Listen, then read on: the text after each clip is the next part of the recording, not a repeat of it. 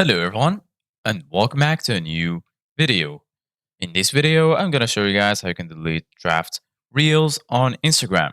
So if you guys want to learn how to do it, just follow the steps that I'm going to show you. As you can see guys, I'm right now on Instagram and this is how the homepage looks like.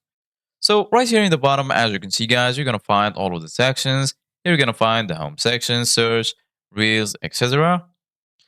So basically, guys, right now, if you want to delete draft reels on Instagram, first of all, go ahead and click on the little plus icon here in the bottom, as you can see, guys. And then go ahead and click on reel. And then once you click on reel, here in the top, as you can see, guys, you're going to find camera, drafts, templates, and lastly, made for you. So if you want to delete your draft reels, go ahead and click on drafts. And then right here, as you can see, guys, you're going to find all of your draft reels. So basically, guys, if you want to delete them, just click on the three dots right next to them. And then here you're going to find name and delete.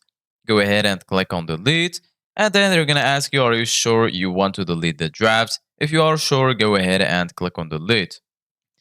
As you can see, guys, there is no option to delete them all or select them all and delete them once.